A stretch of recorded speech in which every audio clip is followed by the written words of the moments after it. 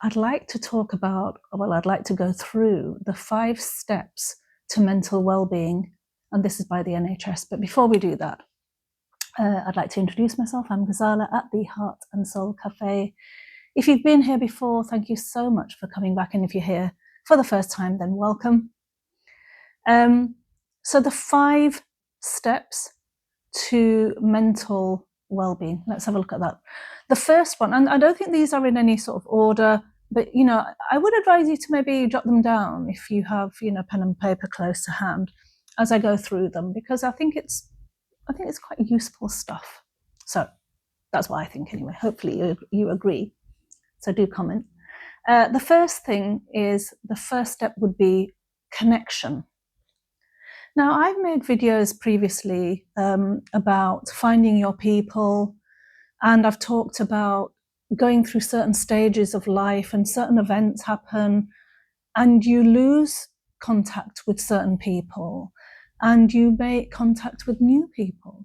And we need that. It's just a natural, evolving through life, a natural growth, if you like.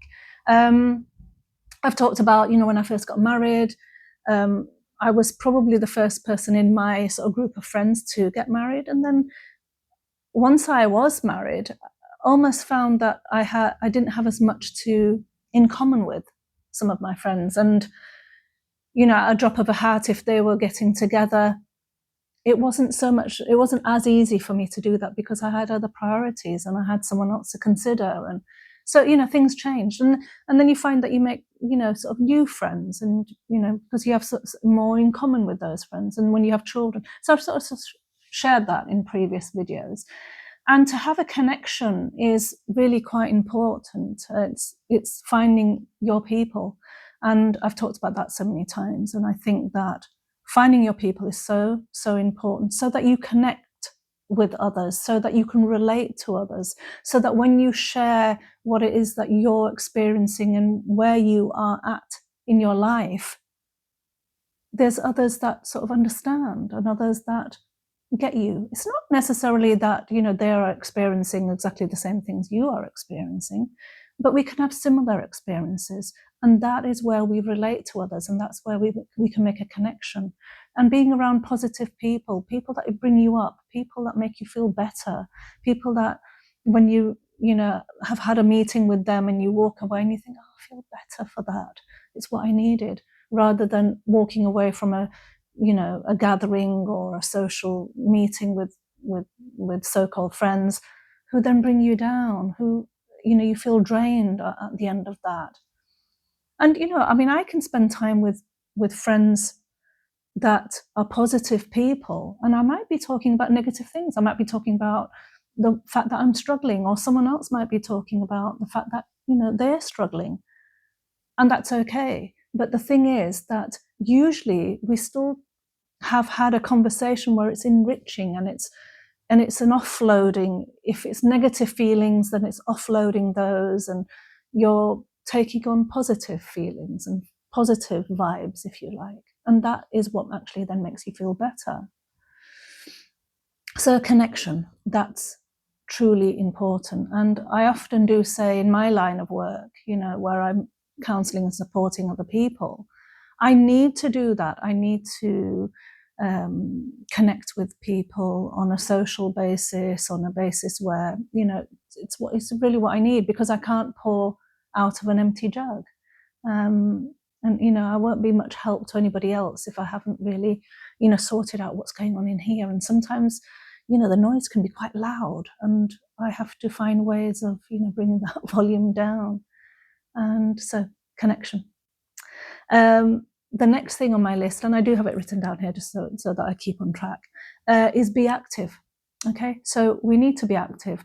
That doesn't mean to say, oh, we need to, do 3 hours at the gym, 5 days a week, 6 days a week. It's not really talking about that. Being active means that you're not, spending hours and hours and hours sitting down. And I'm sitting down here making, a couple of videos today. but then I will make sure that, I've already done some exercises today. I will make sure that, I try and get some fresh air. I try and, so you sort of put a bit of a priority on that, no matter what you're doing. And sometimes people use it as an excuse. Well, I work at a desk and I sit down, but that doesn't mean to say that, out of 24 hours, you can't find, 40 minutes, half an hour, to an hour where you're actually doing something a little bit more active. We need to put things into place. We need to be mindful about that. We need to prioritize it, because there's certain things that we do prioritize, and we don't always prioritize movement and being active and exercise. And if we can just find something that we actually really enjoy, it could be anything. It could be joining a dance class, perhaps, or going into some kind of sport, or going to the gym, or attending, a yoga class. It could be anything, or just, as I do, put on a 15-minute YouTube video and do some wall Pilates. And I've been doing that for a few weeks, and I, feel much better for it. So it doesn't have to be anything, extravagant that we all have to get on our, gym gear and, look the part and do this and do it. It might be that you decide to cycle to the shops instead of, walking, or driving, should I say. Walking would be okay. But yeah, just get that walk in. It could be, various things. So anything that you might have a dog and you need to take your dog out for a walk, which is brilliant, isn't it, for that? So be active. Being active also helps with your mental health. Okay, so yeah, mental well-being is what we're doing here. Keep learning new things. Now, we hear that, don't we? Keep learning new things, because what's happening is you're using, different parts of your brain that you maybe haven't used before, or you don't use very much, or so it's all that neuroplasticity. And if you've watched any of my previous videos, I sometimes get tongue twisted when I say neuroplasticity. See, it didn't come out quite right then either. Neuroplasticity. Yes, I think I've sort of just about conquered how to say it. My teeth get a little bit in the way. So, we're learning new things. We're learning something new, maybe putting ourselves a little bit out of our comfort zone. And I do that. I try and do that a little bit. Not that I, go bungee jumping off a cliff, or, I really can't see myself ever doing that, or jumping out of a plane.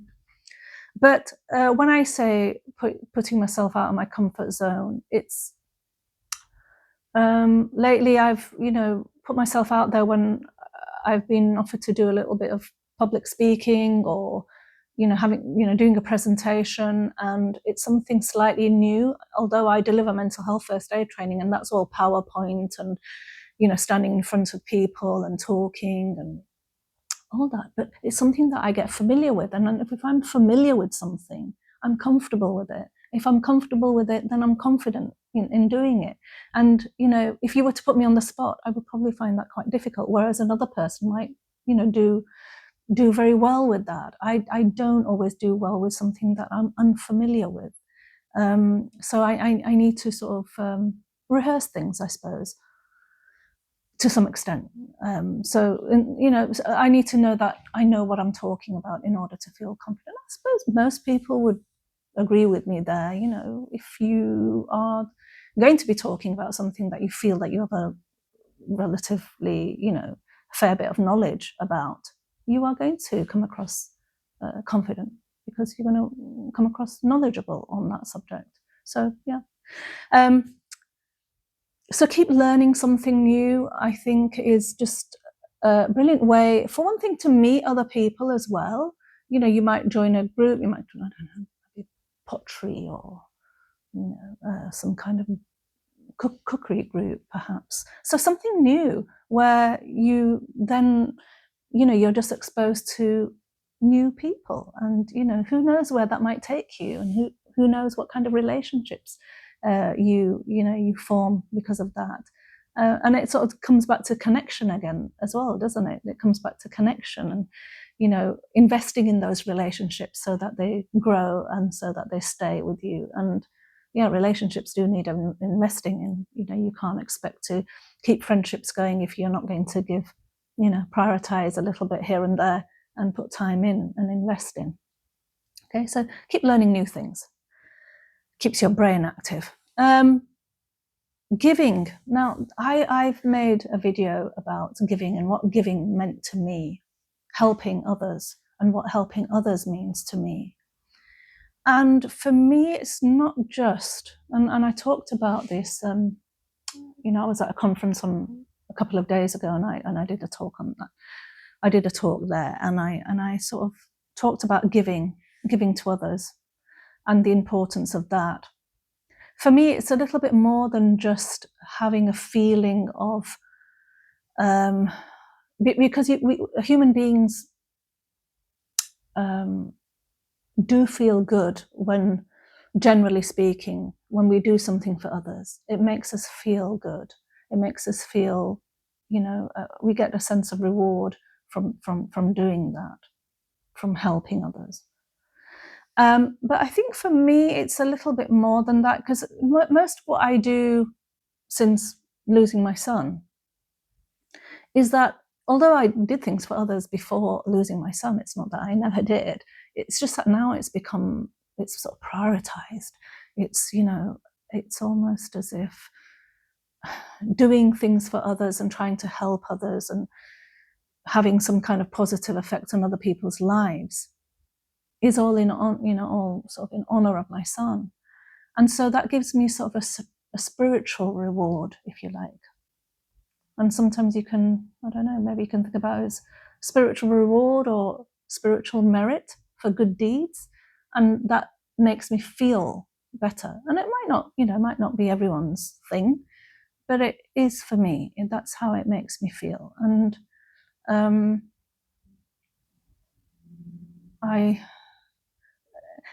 but without wanting, like human necessarily recognition and thanks for it. People say thank you, and I sort of say, well, no, don't thank me. I'm thanking you because you're giving me this opportunity for me to do this, for allowing me to do it. So, yeah, you're helping me as I help you, without even saying, and which sounds a bit ironic, seems a bit, as if I've just sort of contradicted myself, but you don't actually want anything in return, but you are nevertheless getting something in return. Absolutely. Okay, so when I connect with other women who have lost children, who have experienced child loss, it's all of us healing.